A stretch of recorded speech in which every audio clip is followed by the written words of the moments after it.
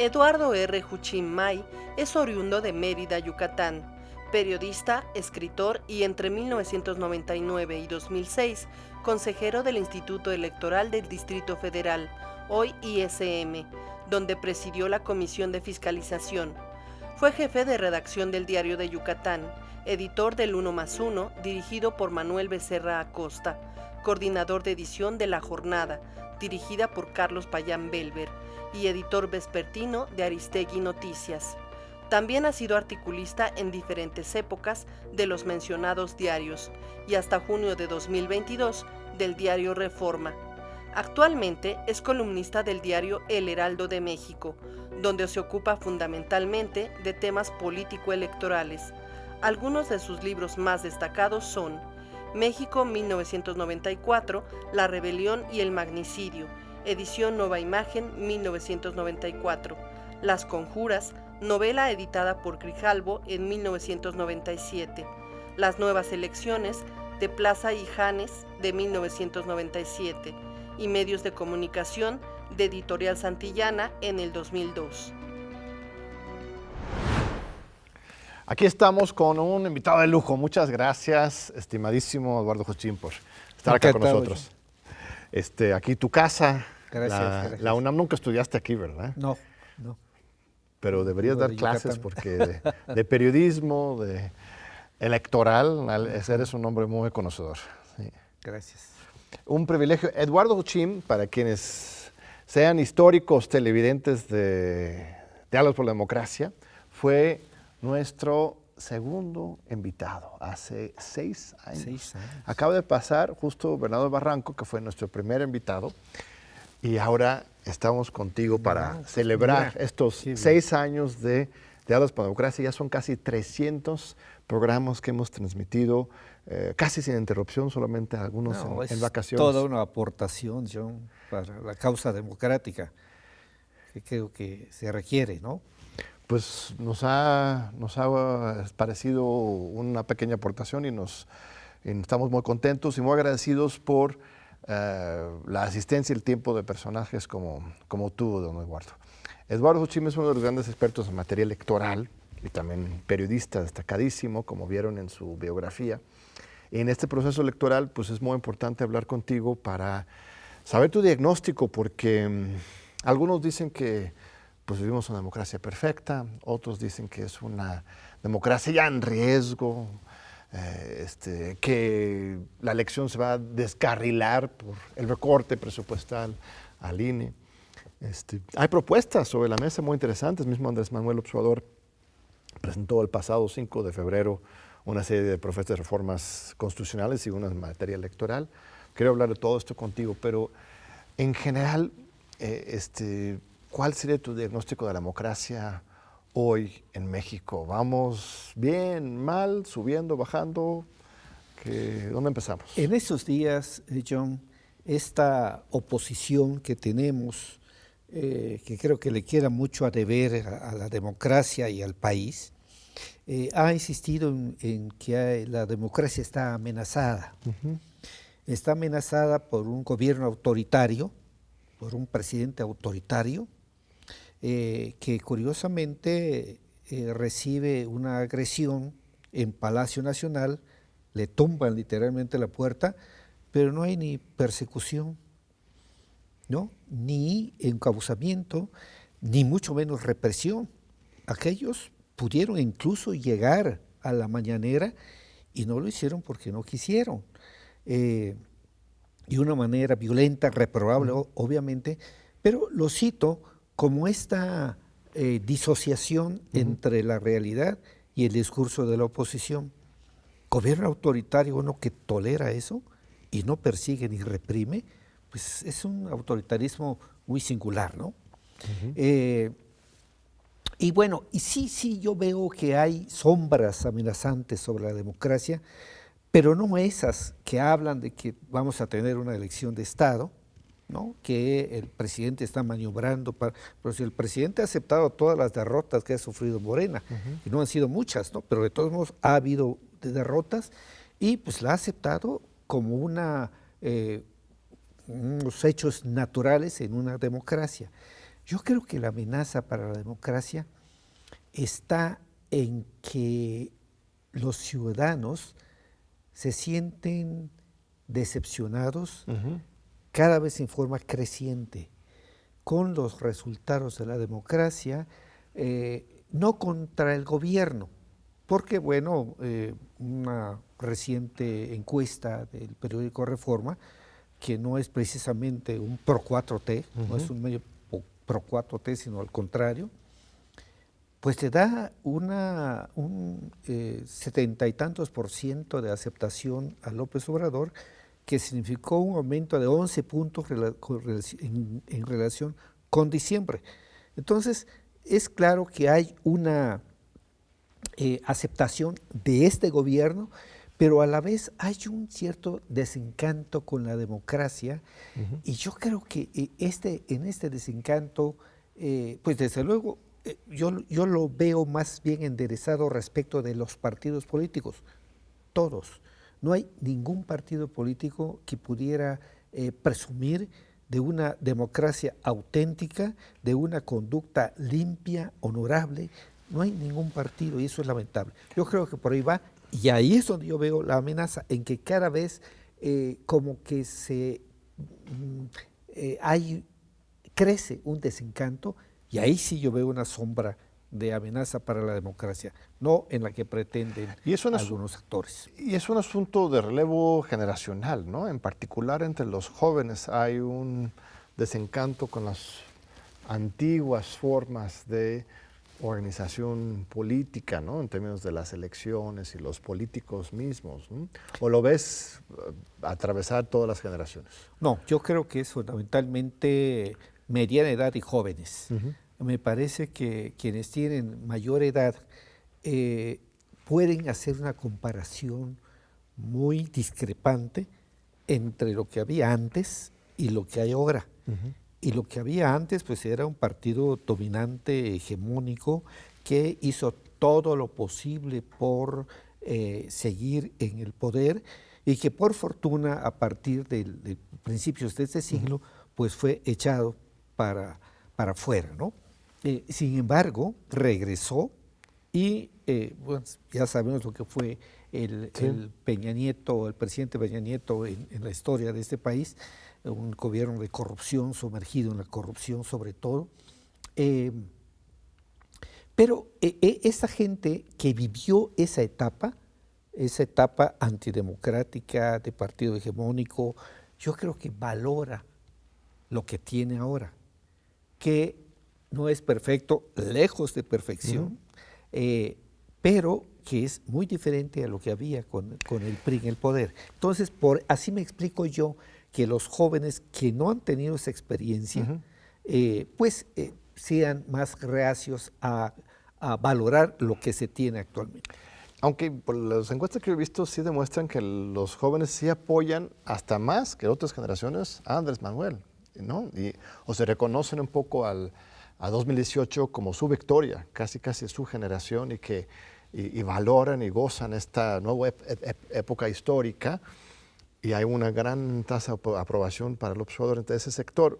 Pero simultáneamente, como dices, una cosa es el apoyo al gobierno, al momento histórico, y el otro es al presidente, pero simultáneamente hay un desencanto en los partidos, incluyendo Morena, desde luego.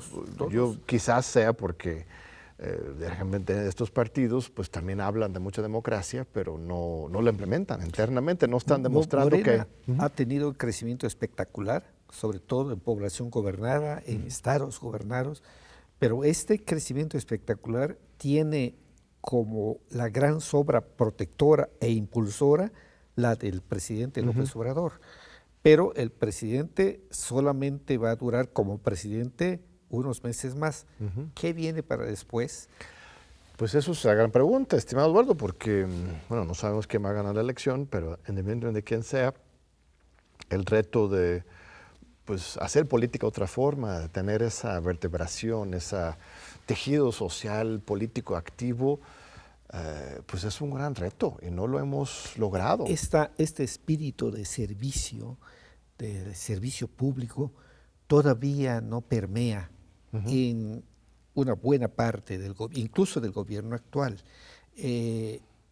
Creo yo que los partidos políticos y Morena, que tiene un gran compromiso con la nación, porque pues ha sido depositario este partido de la confianza de las mayorías de este país. ¿Y qué mayorías? ¿No? Una veintena de estados gobernados, mayoría en las cámaras, relativa, pero mayoría al fin.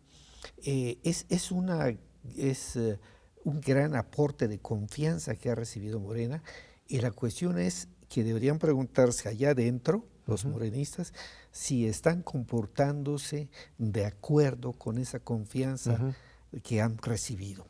Y yo creo que le quedan a deber al electorado. Tenemos un electorado mejor que los partidos que tiene. Y esto pues hay que corregirlo, ¿no? Ahí están. Ese sueño de otra forma de hacer política, ¿no? Es lo que nos prometió López Obrador y habría que hacerlo en los hechos, ¿no? Es que sí hay un cambio sustantivo.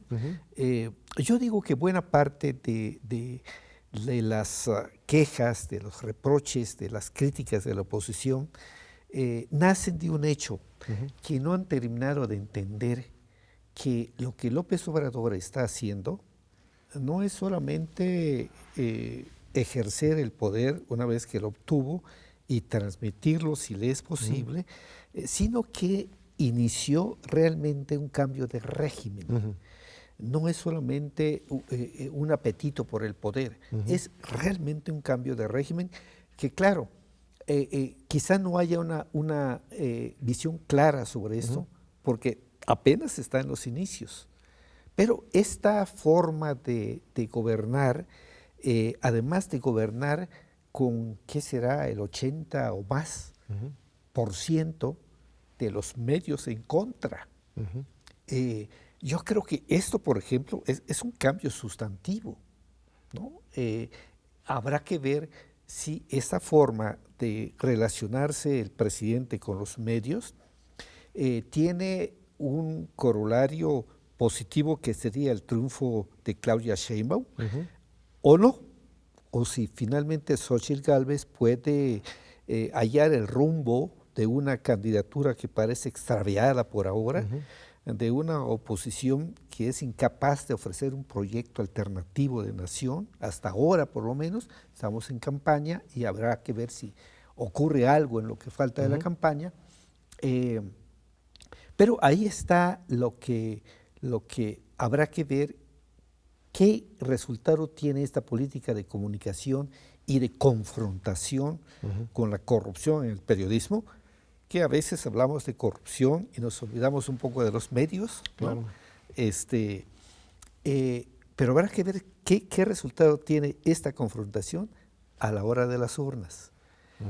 Sabemos que todas las encuestas favorecen a Claudia Sheinbaum y a los candidatos de Morena al Congreso, pero pues yo digo siempre que la única encuesta válida, certera y legal es la del día de la elección. Sí, claro. Las demás, claro, son aproximaciones. Bueno, los mismos encuestadores precisan. Lo que nosotros hacemos es tomar fotografías del momento, ¿no? Lo dicen ellos. Porque ese es el sentido. El electorado puede cambiar, la correlación de porcentajes puede cambiar. Entonces, creo que nadie debiera confiarse ni en el oficialismo ni en la oposición. Todo está por verse el día de la elección.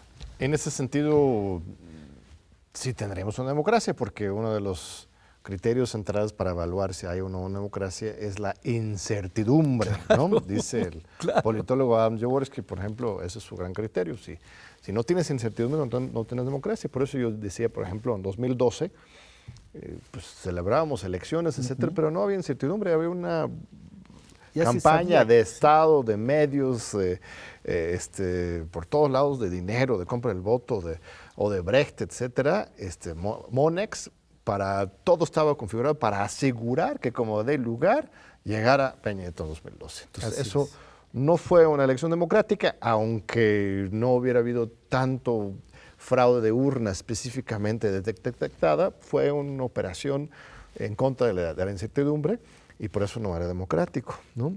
En 2018 igual también todos sabíamos que el observador estaba adelante, pero yo recuerdo el domingo de la elección, yo estaba convencido, me desperté ese día, a ver qué pasa, una bomba nuclear o algún asalto de narco, sí. Algo que van a querer tumbar esto, ¿no? No podía creer que realmente ese día en la noche habían reconocido la victoria del observador. No fue por falta de deseos, por falta de ganas, es porque realmente fue un tsunami de votación que imposibilitó cualquier intento de fraude.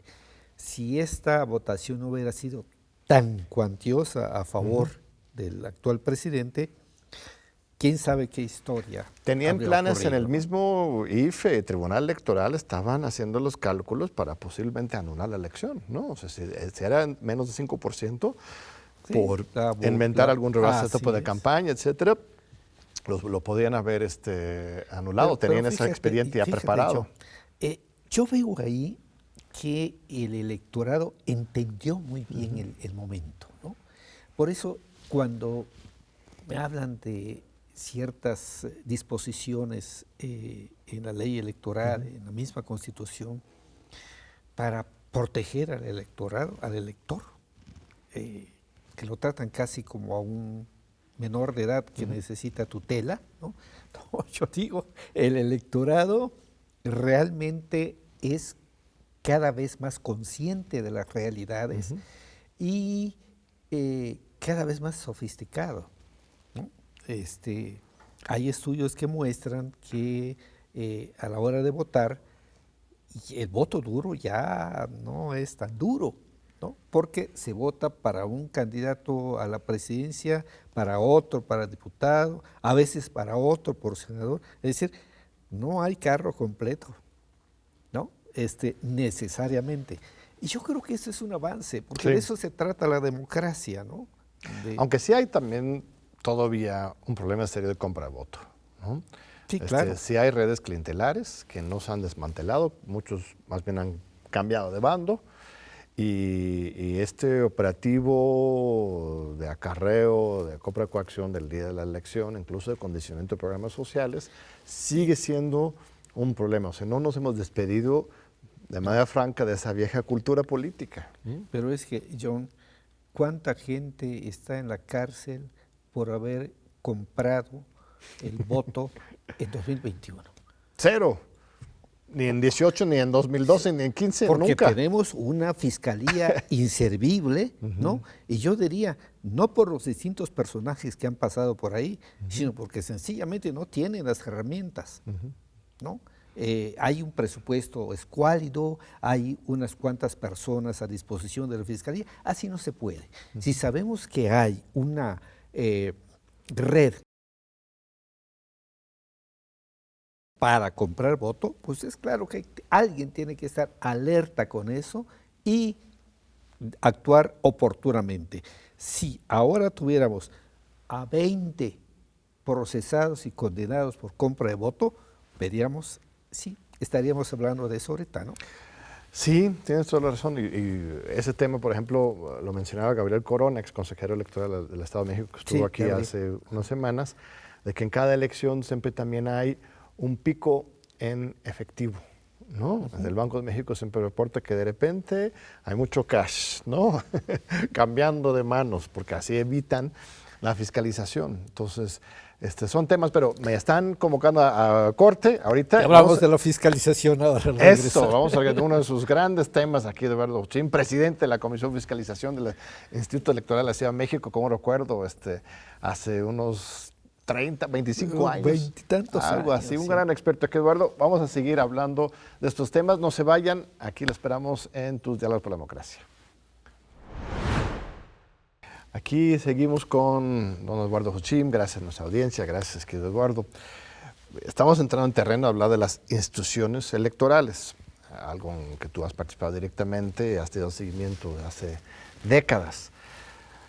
¿Por qué ha sido tan difícil realizar este sueño de órganos autónomos, ciudadanos que cuiden y defienden la democracia de manera neutral, imparcial? O sea, era la gran esperanza y fue la carga de los inicios de la transición democrática mexicana fueron sobre, en general, los órganos autónomos, pero en particular sobre esta creación del IFE autónomo, luego los órganos locales autónomos. Tuvieron su época de oro, ¿no? Cuando tú mismo estabas en la Ciudad de México, cuando estaba Jaime Cárdenas, Jesús Cantú, otros en el IFE de 96-2003, pero de repente se volvieron tan efectivos, tan autónomos, que se volvieron un botín muy jugosos para los partidos. Entonces, pues ahí van a capturar esas instituciones tan valiosas. ¿Cómo recuperar ese espíritu ciudadano, independiente? Porque los necesitamos, ¿no? O ya pasó la época, igual hay que pensar en otra cosa. No, yo creo que son necesarios.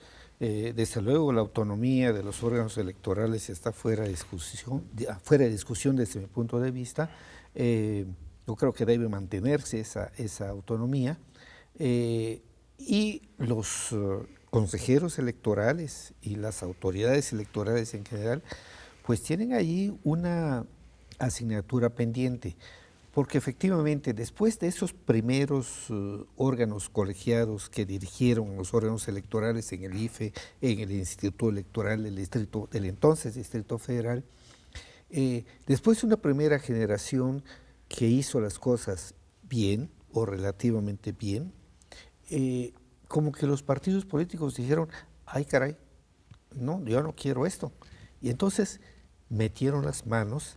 Y a partir de la segunda generación, recordemos lo que pasó con Jesús Cantú, fue uno de ellos, de los actores en ese momento. Y bueno, quizá fue la primera vez que los partidos políticos intervinieron directamente, pero los partidos políticos, no todos, sino concretamente PRI y PAN, ¿no? Se apoderaron y se repartieron. En ese momento en que hay la repartición, ahí es donde propiamente se echó para atrás mucho de lo bueno que se había construido durante tanto tiempo, ¿no? 2003, cuando terminó justo este primer consejo, pero el primer consejo plenamente autónomo, estaba Jaime, Jesús y otros. Bueno, estaba Molinar, sí, Lujambio, Jacqueline Peciar, Woldenberg, Barragán, ¿no? Sí, así es. Eso terminó en 2003 y Elbester Gordillo, jefa de la bancada del PRI en la Cámara de Diputados, pactó con el PAN, ¿no? Y excluyó. Eso fue al PRD, a la izquierda, al observador, sí. Pues era el rompimiento de este pacto histórico que había sido de consensos, por eso el 96 fue tan importante, porque si bien teníamos todo el PRI gobierno, aceptaron por el contexto político de que los consejeros nos nombraran todos juntos en consenso. Y ya en 2003 se rompe con ese consenso y ya se partidiza, ¿no? Efectivamente fue excluido el PRD. Pablo Gómez era el representante y el negociador. Lo excluyen y entonces ahí es donde comienza a pervertirse el Instituto Federal Electoral y a flexibilizarse cosas, ¿no? Y a no avanzar en cosas. Bueno, el colmo fue cuando, a propósito de fiscalización, cuando en la unidad técnica de fiscalización estaba un operador priista, ¿no? Cristalinas, le decían. Cristalinas, Alfredo Cristalinas Curpe, o algo así se llama, se apellidaba. En esas manos estaba la fiscalización. Y entonces así llegamos a que la campaña de Peña Nieto, ostentosa, con un gasto pero de verdaderamente multimillonario, ¿no? Resulta que a la hora de la fiscalización, pues no rebasó el tope de gastos. Así es. Y la campaña austera de López Obrador, esa sí rebasó el tope de gastos, ¿no? A ese grado de cinismo llegaron las autoridades electorales. Y Lorenzo Córdoba estaba ahí desde entonces. Bueno, de aquella fiscalización ha ido evolucionando, ya no está Prestalinas ni nadie que se le parezca, ¿no? Hay un equipo que está haciendo un gran esfuerzo. Yo creo que es mucho mejor de lo que había antes, pero todavía no le termina de hincar el diente, todavía quizá necesite más presupuesto, más gente, porque ahí sí se necesita gente, y mucha gente, porque John, los partidos tienen por obligación manejar sus gastos por bancos. Claro. Pero tú lo dijiste hace un momento, el dinero en efectivo que corre a raudales, tanto que se refleja en las cuentas del Banco de México, corre a raudales en época electoral, pues esos gastos no quedan registrados. Y claro, las autoridades basan su revisión de gastos en lo que les reportan los partidos. Y entonces el reto para las autoridades electorales está en detectar lo que no se reporta, porque violar el techo de gastos, el límite de gastos de campaña, pues es un deporte nacional, ¿no? Y claro, una de las cosas que tiene que tener presente, y creo que lo tienen presente los fiscalizadores del INE, es que no pueden detectar el efectivo. Por eso, porque es efectivo y es transacción en que no hay documentación, ¿no? Es imposible detectarlo, pero sí pueden detectar lo que compra ese efectivo. Y por eso es tan importante la supervisión en los actos de campaña, los espectaculares y todos esos gastos que siempre son reportados a la baja, menos de lo que realmente cuesta. O en las redes sociales, se Bueno, está invirtiendo ese muchísimo es el dinero. gran tema, las redes sociales, ¿no? Todavía, ese es otro tema que tiene que ver no solamente con el dinero, ¿no? Pero también con el dinero, sino con el tipo de tejemanejes que hacen, que sabemos ahora que no es necesariamente operado en México, sino desde el extranjero, donde incluso se cometen errores como el que seguramente conoce el auditorio, que es el que no sé cuántos millones de tweets o cientos de miles de tweets aparecieron, obviamente mediante bots, con el nombre de una candidata escrita. Claro. ¿Ah? De manera equivocada, Porque, sí. sí, de manera equivocada. Entonces, ahí hay un reto, y sí, hay que seguirle la pista al dinero, ¿no? Financiado desde el exterior, y que habría que ver cuánta violación hay, cuántas leyes se están violando ahí con la participación de extranjeros, o es dinero del extranjero. Hay un reto en ese apartado concreto de las redes sociales. ¿Y crees que se podría hacer una homologación para fines de fiscalización y de control de gastos y de medios de comunicación entre justo lo que se publique en las redes sociales y lo que se publique en los medios? O sea, la Constitución, el artículo 41, dice explícitamente desde la reforma de 2007-2008 que está prohibida cualquier adquisición de propaganda en radio y televisión. O sea, nadie puede comprar, ni el partido político, ni el candidato, y menos un ciudadano, nadie puede comprar un spot en radio y televisión. Eso es algo revolucionario y nos aparta totalmente del modelo estadounidense en que todo el dinero justo va para la compra de spots. Pero en estas redes sociales o plataformas sociodigitales sí se puede, están comprando propaganda multimedia a favor de un candidato a otro. ¿Sería posible homologar para fines de fiscalización eso, o más bien tenemos que esperar que el Congreso o el Senado legisle en la materia? Yo creo que se requiere una legislación específica, pero mientras tanto algo pueden hacer las autoridades, porque eso finalmente es propaganda. Claro.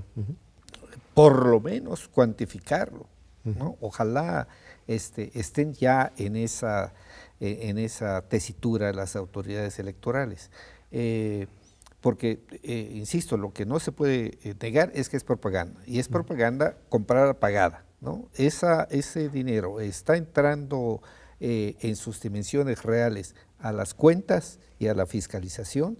Ese es un asunto que importa con la legislación actual. Sí. ¿No? Aunque no sea un partido, un candidato, sino una agrupación ciudadana Claro, que está son financiando aportaciones. a una campaña en contra de un candidato, eso se podría considerar como propaganda. Son ¿no? aportaciones, sí. Y quien lo pague son aportaciones para esa campaña, que ya sabemos que los simpatizantes tienen límites para esas aportaciones, pero como quiera que sea, quizás lo más relevante sea cuantificar para cargarlo a Claro. los gastos y ver el rebase del tope de gastos de campaña, ¿no? Que decíamos que es un deporte nacional la violación de esos topes.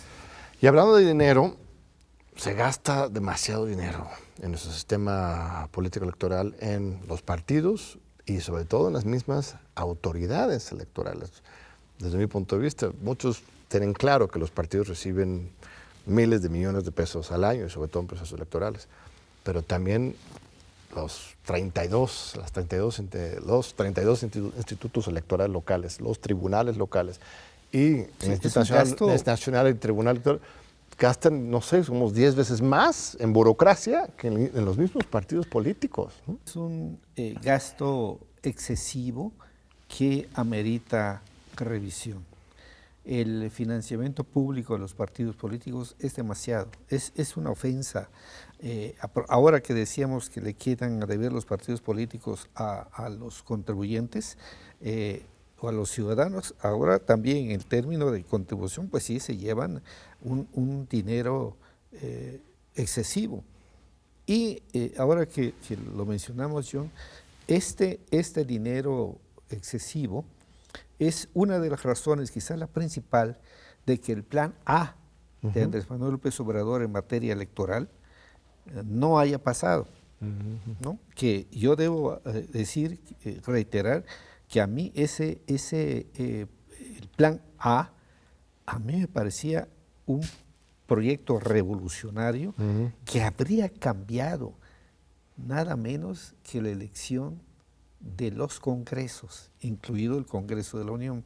Habría sido otra cosa más equitativa, diría yo, más virtuosa, pero que una de las razones es porque uno de los contenidos de este plan A era justamente reducir, bueno, prácticamente anular el financiamiento ordinario para los partidos políticos y dejar solamente el financiamiento para gastos de campaña. Y eso es acabar con toda su estructura burocrática. Con la estructura burocrática que alguna vez alguien tendría que hacer un estudio sobre lo que ha significado. Esto no es fácil, porque yo veo que esto fue una manzana envenenada para los partidos políticos, para su libertad, para su comunicación con el electorado. Esta tonelada de dinero que les llega, son más de 6,000 millones de pesos para los partidos este año. ¿No? Nada más era nacional, más los gastos de campaña. Y más los partidos locales, cada estado. Sí, claro, ¿no? y otro tanto por lo que hace a las burocracias locales. Pero, ¿por qué no es fácil modificarlo? Porque los partidos políticos tuvieron a bien incurrir en el exceso, pero un descomunal exceso, que implicó poner la manera de calcular su financiamiento público en la Constitución. Así es. Ahí está cómo hay que... Y por eso las autoridades electorales, el INE, ahí sí, a veces se critica al INE por el mucho dinero que le da a los partidos. Pues sí, pero el INE nada más recibe el dinero de la Tesorería de la Nación y lo traslada a los partidos, porque hay una forma detallada para calcular ese De acuerdo con el padrón de electores, es la única partida garantizada cada año es justo el dinero del partido. Si de repente se colapsara las finanzas públicas, habría que darle todavía a los partidos su dinero. A los hospitales, no a las escuelas, no pero a las carreteras, políticos, no, a los partidos políticos. Sí, a ese exceso llegaron los partidos políticos. Y entonces, darle marcha atrás a eso, se requiere el concurso de varios partidos políticos, porque una cosa que se pierde de vista, sobre todo ahora que dice el presidente se ha apoderado del poder legislativo y se ha apoderado del poder judicial, no, ya quisiera, ¿no? Para hacer reformas constitucionales, como tú sabes, se requiere una mayoría calificada. Pero para obtener esa mayoría calificada, como sabemos, no es posible que una sola fuerza política pueda tener esa mayoría calificada, aunque en la Cámara de Diputados, aunque ganara los 300 distritos electorales, ¿no? Porque la mayoría calificada es de 334, si no recuerdo mal. En todo caso es más de 300. Sí. ¿No?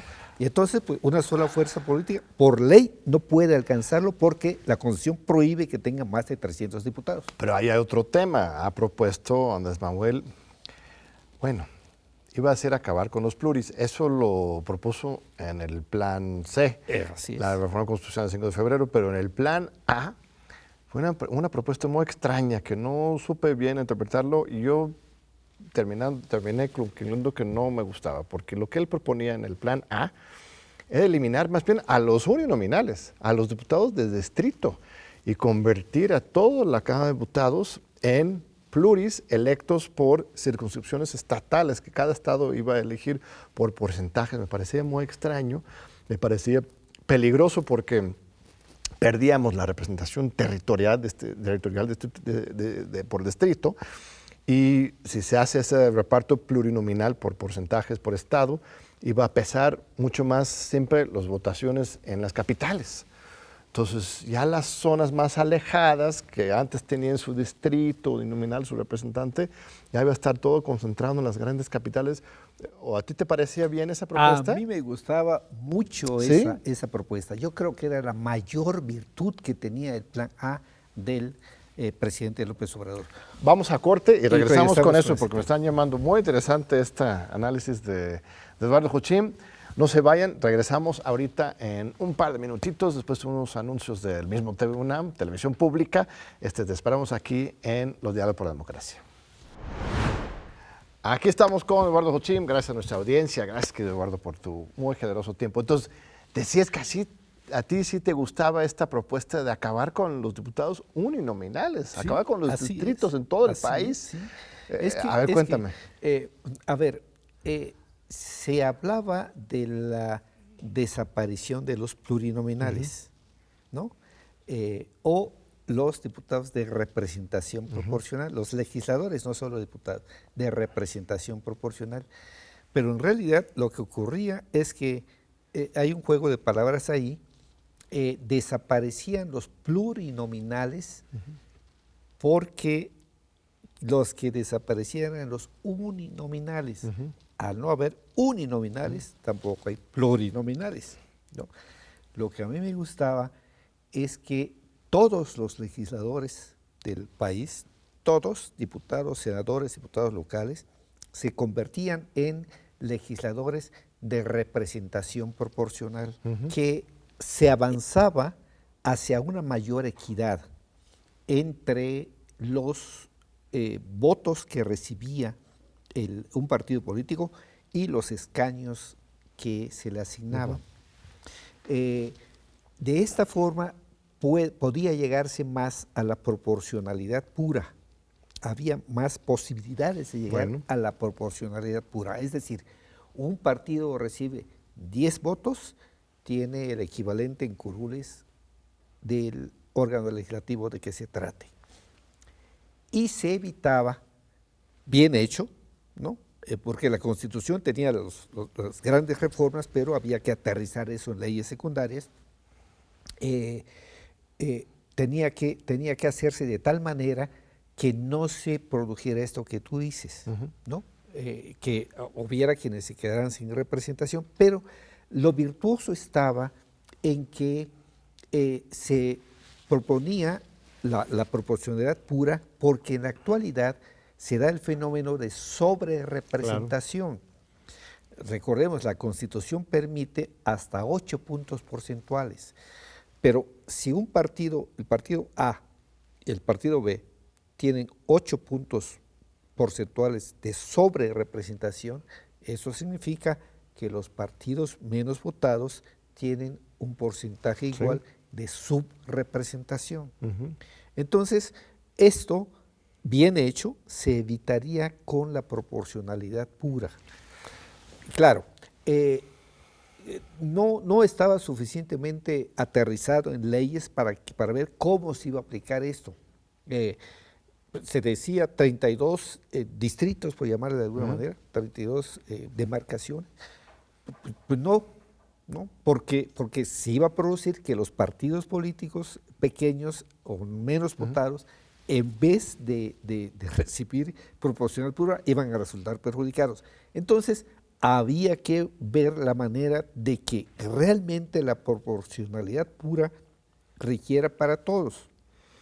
A ver, pero lo bueno es que sí, estoy de acuerdo contigo, lo proporcional es importante, para mí también lo territorial, o sea, la mezcla actual me parece bien, igual son muchos, 500, igual no necesitamos 500, pero si vamos a reducir, desde mi punto de vista, reduzcamos de los dos conceptos, o sea, menos unis y también menos pluris, porque los dos tienen sus fortalezas. Los uninominales, territoriales, tienes tu representante de esta ciudad, de este territorio, mandas a alguien a la capital a defender tus intereses, a expresar tus opiniones y ya tienes una gran asamblea plural. Pero este mecanismo, territorial, uninominal, excluye a las minorías, ¿no? Los grupos que podrían sacar 15, 20% en muchos distritos no van a poder mandar a nadie porque van a perder en todos los distritos, pero tienen una representación fuerte, transversal. Entonces, para ellos existe los plurinominales o la representación proporcional para que ellos también vayan.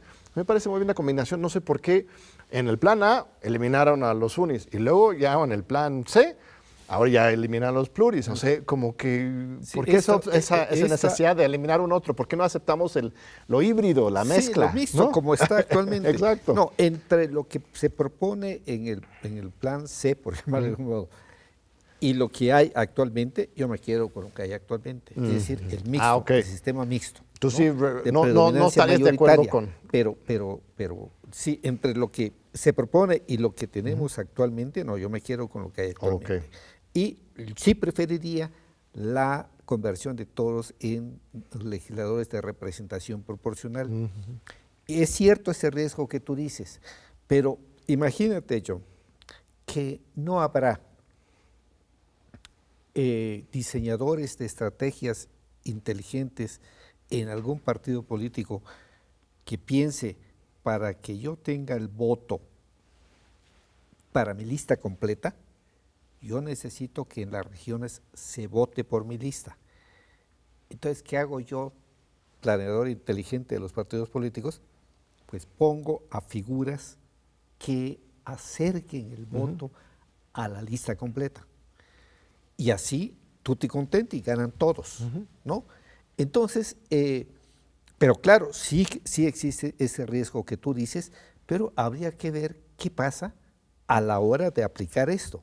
¿Y qué hacen los partidos políticos? Si realmente van a poner, como lo hacen ahora, solo a los simpatizantes de los dirigentes, ¿no? O a quienes les prometen sincronía en sus votos, etcétera, o si van a preocupar los partidos políticos por proponer a gente auténtica de las regiones distintas para procurarse el voto para todos, ¿no? Cambiemos de ámbito, pero del mismo tema electoral. Hay un foco rojo, que es el Tribunal Electoral, ¿no?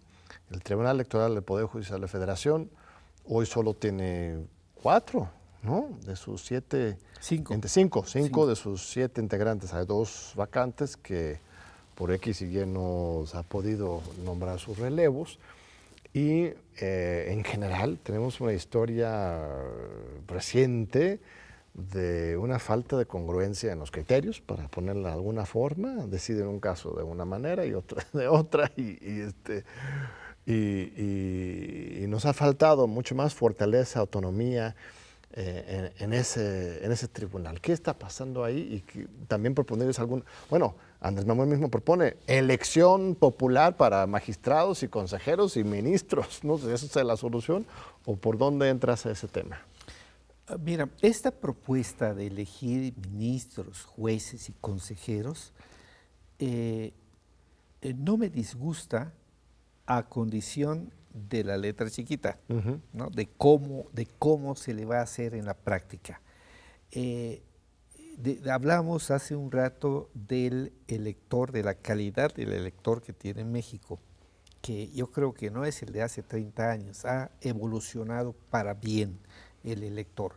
Entonces, yo no le temo al criterio del elector, pero lo que sí veo es que es un asunto erizado de espinas, porque ¿cómo le vas a hacer para que estos personajes se den a conocer sin intervención de partidos, ¿no?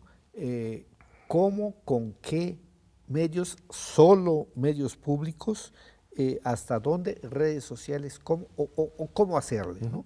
Y cómo también garantizar que quienes aspiren a ser consejeros, jueces, magistrados electorales en este caso, tengan la idoneidad para hacerlo, ¿no? ¿Quién va a ser el calificador que decida si estos sí pueden ser candidatos y estos no, ¿no? Y cómo sacar de esto a los partidos políticos, porque si se incluye a los partidos políticos es una complicación. Hay quienes hablan de que esto tendría un gran costo, porque organizar una elección, digo, no. Pues, la cuestión es que en las mismas fechas de las elecciones federales se aumenta una boleta o dos. ¿No? No, yo el problema económico no lo veo. Lo que sí veo es el problema operativo, pero así de entrada o de salida, según queramos decir, yo no veo mal la elección de estos funcionarios que tienen atribuciones tan delicadas y posibilidades de incidir en la vida pública de una manera muy grande, ¿no? Y en este momento, efectivamente, el Tribunal Electoral está incompleto y pareciera que la mayoría morenista en el Senado de la República lo ve bien. Yo creo que es un error. Es un error porque, para comenzar, hubo una defenestración muy irregular. A Reyes Rodríguez Mondragón, que era el anterior presidente, lo fueron a acosar en su oficina, a gritarle, sobre todo por uno de los magistrados que estuvieron en el otro bando, quedaron 3-2, Felipe de la Mata, ¿no? Que tiene una historia ahí muy turbulenta y muy turbia, ¿no? Y el otro, Felipe Fuentes, que en el tribunal hay hay varias historias acerca del tráfico de sentencias y de votos. Mira. ¿No? Esto se dice en los pasillos, claro, no se puede denunciar porque cómo obtienen las pruebas, ¿no? Y de despachos, de connivencia entre despachos y algunos magistrados, no todos, diría yo, pero sí la mayoría de los magistrados, es un colegiado deplorable, me atrevería a decir que quizá el peor que hemos tenido, y que la mayoría morenista en el Senado no parece percatarse de esto, porque aparentemente tienen el compromiso de los que dominan ahora el tribunal, que son 3, de ayudarlos, ¿no? Y yo creo que es un error, porque como hay 2 bloques, uno de 2, Reyes Rodríguez Mondragón y Yanín Otálora, y en el otro lado que son quienes quieren hacer mejor las cosas, no necesariamente a favor de ningún partido político, ¿no? Pero sí quieren hacer bien las cosas. Y del otro lado están la presidenta Mónica Soto y los Felipes, Felipe Fuentes y Felipe de la Mata. Pero al ser 5, pues esos 3 claramente constituyen una mayoría que en realidad no lo son, porque la mayoría tendría que ser 4 de 7. Claro. Pero como no hay 2, entonces hay 3, hay una mayoría de 3. Yo creo que es un error, como digo, y es esta forma en que defenestraron a Rodríguez Mondragón tiene que ver particularmente con que Rodríguez Mondragón quiso seguir en algún grado la línea de austeridad del gobierno de la República. Mira. Pero esto disgustó. Porque le acusaban de lo contrario. Sí. ¿No? Pero está documentado que hay restricciones que impuso Reyes Rodríguez y también algunas medidas como estas de la asignación aleatoria, ¿no? Del turno, de los casos, claro. De los casos, muy importante, ¿no? Eso porque que dificultan la corrupción, ¿no? Entonces yo creo que hay un riesgo ahí del que no parece estar consciente Morena, porque aparentemente tienen la aquiescencia para actuar en favor de Morena. Esto es indeseable para la democracia, si así fuera, y además es un riesgo para cualquier partido. Estos no tienen palabra, sobre todo los dos Felipes, yo veo que no tienen palabra, de modo que si están confiando los marinistas en ellos, están cometiendo un error. Y recordemos lo que acaba de decir el presidente acerca de la definición de una lista, una especie de lista negra de funcionarios que incurren en infracciones electorales. El presidente interpretó que están teniendo la cama para anular la elección. Yo creo que no tanto. Sí se da un margen amplio, pero si el margen es estrecho, que puede ocurrir, insisto, aunque las encuestas dicen otra cosa, no puede asegurarse que ese margen que le dan todas las encuestas ahora a una candidata van a reflejarse el día de la elección. Pero si hay una elección estrecha, ahí es donde puede haber un problema con el Tribunal Electoral, que recordemos, John, es la máxima autoridad en materia electoral, sí, aunque algunos de sus integrantes sean una suerte de gente de dudosa ética pero, sí, a la hora de las decisiones. Pero no hay forma de apelar, sus decisiones inapelable. Muchas veces se habla de juicio político en contra de los magistrados, pero nunca es muy complicado lograr eso y tener bases para ello. Al final de cuentas opera en impunidad absoluta. 2 más magistrados terminan su mandato ahora en 2024, ¿no? O no, hasta 25, ya ¿no? Estos califican la elección. Pero después de la elección habrá un relevo, porque me acuerdo que... además yo me atrevo a visualizar una posibilidad, que haya una nueva defenestración para que Mónica Soto no sea quien presida el tribunal cuando se califique la elección. ¿Tú crees? Yo veo esa posibilidad. Que estos, entre los 5 que hay actualmente, solo hay uno que no ha sido presidente. Y ese es Felipe de la Mata.